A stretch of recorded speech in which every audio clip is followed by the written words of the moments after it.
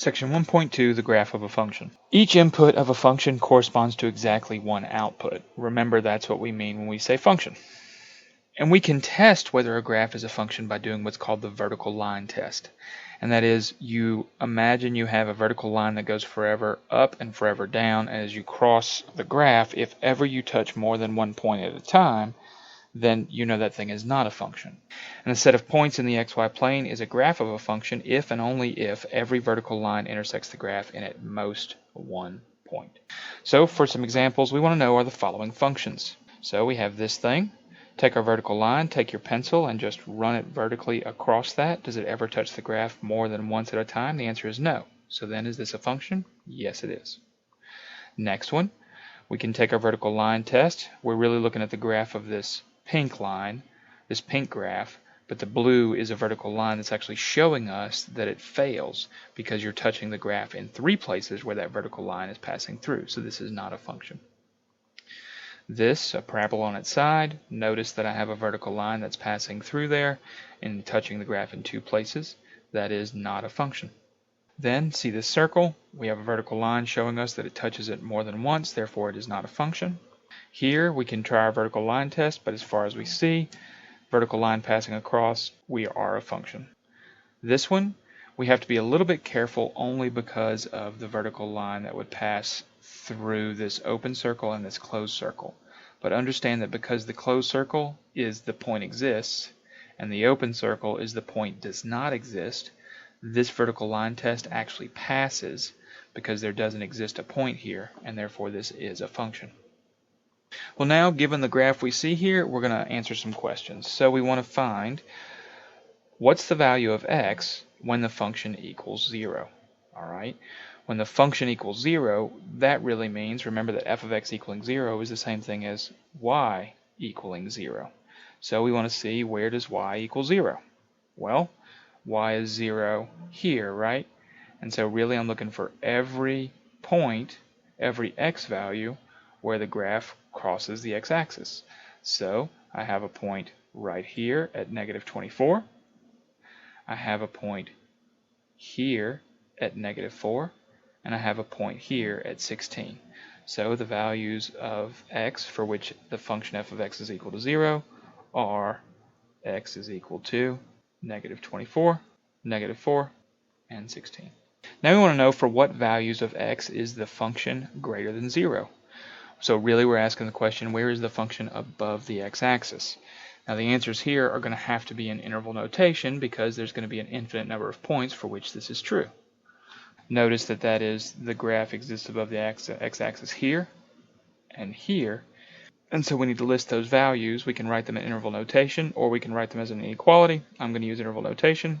So the x values for which this is above the x-axis is starting at -24. Not including -24 because that value is on the x-axis, not strictly above. And so we go from -24 up to -4. And then we also have the values over here, 16 to 24. And remember, we don't include those endpoints because they are not above the x-axis, they're on the x-axis. Then we want to know, what is the domain of the function f? Well, when looking at this function, the domain is going to be every x value that occurs on the function. Well, since there's no arrows occurring over here on the left or over here on the right, I have to assume that this function starts over here on the left and then goes and follows the path and ends on the right, and that's it. Which means that the domain will begin at this point, and it will end at that point where the domain is the x value, so the domain is going to be from -28 up to 24. But then because these points are actually solid dots, those values do exist on the graph, and so they must be included, that is, with square brackets. Then we want to know, what is the range of f? The range of f, remember, is the y values that show up for the function. And so look and see what is the smallest y value that shows up. And so I see that when I start trying to move up my graph from the bottom, I see the smallest y values that occur are really here and here, these two values. And then the largest values are there. Well, that actually gives me my range. So my range begins at -8, and because of the solid dot, it's included, and it goes up to +12. Now we want to know, what are the y-intercepts? And so when trying to find the y-intercepts, we're just looking for where does this thing cross the y-axis. Notice that this is the only place that it crosses the y-axis. And so the y-intercepts are then going to be 0, -4. Considering this graph, we want to know for what values of x does f of x equal -8. And so we look for where the y values are -8. Well, I find -8 right here. And I look, well, that happens here and here. And so since those 2 points have an output or a function value or a y value of -8, I know that the x values for which this is true are -28 and +8. Now we want to find f of -28 and f of 16. So really, the x value, remember that f of x, so f of -28 means find -28 on the graph, the x-axis, and then see what the output is. Well, there it is. The output is -8.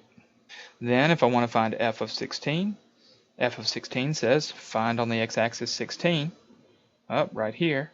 Then what is the output of the function there? Well, the output of the function is 0. Then we want to know how often does the line y equal 1 intersect the graph. Probably be best just to graph the line y equals 1, and y equals 1 is going to be about right here. And so notice that it crosses the graph 1, 2, 3 times. Now we want to know, is f a function? And so to answer that question, just take a pencil and run it over the front of this and make sure that pencil is running vertically and ask yourself, does it ever touch the graph more than once at a time? And the answer, if you're doing a vertical line, is no. It will never touch the graph more than once at a time, and therefore this thing is a function. It does pass the vertical line test. Now we're given 2 graphs, f and g. Notice that the labels occur. F is the red one, g is the blue one. At this point, we want to know what are the answers to the following questions. And so the first question is, what is f plus g of 3? Well, remember from the last section that that's the same thing as f of 3 plus g of 3. So then we just need to find f of 3 and g of 3. Well, f of 3 occurs right here. That is, the input is 3 and the output is 1, so the y value is 1. Then I need to find what g of 3 is. So g of 3 occurs where the x value is 3, but the output there is -2. So that's 1 plus -2, or -1. Now if I want to find f plus g of 5, that's exactly the same thing. I can find f of 5 plus g of 5, and we've then found the answer. So f of 5 has an output of -3. So -3 plus g of 5, the output is -6. -3 plus -6 is really -9. So that is f plus g of 5. F minus g of 7, same as f of 7 minus g of 7. F of 7 is going to be -7 minus g of 7. G of 7 is -2. And so -7 minus -2 is really -7 plus 2, which is really -5. G minus f of 7 is the same thing as g of 7 minus f of 7. But notice we actually already found those values. We just swapped them. And so that's going to be -2 minus -7. And so -2 plus 7, which will equal +5. F times g of 3, that's f of 3 times g of 3. F of 3 is 1 times g of 3. G of 3 is -2, so that's 1 times -2. 1 times -2 is -2. F divided by g of 5, that is f of 5 divided by g of 5. F of 5 is -3. G of 5 is -6, which then gives us +1/2. Let C be the function whose graph is given. The graph represents the cost C of using G gigabytes of data per month for a data-only plan. We want to determine C of 0 and interpret this value. So let's find C of 0. C of 0 is 50. It's right here, right? That's C of 0. And so that is C of 0 is equal to 50. And let's interpret that value. This means that no data use has a flat fee of $50, and so that's just a monthly no use fee. Then we want to determine C of 5 and interpret its value. That is here, and so C of 5 is also 50, and what this really means is that the monthly no use fee includes 5 gigs of data, right? So if we notice that this graph, or the trend of the graph, is flat between 0 input and 5 input, and so that is your monthly charge if 5 Gs are used. Now we want to determine what is C of 15. C of 15 is this one, and so C of 15 is equal to 150, and that is if you use 15 gigs of data, it's $150.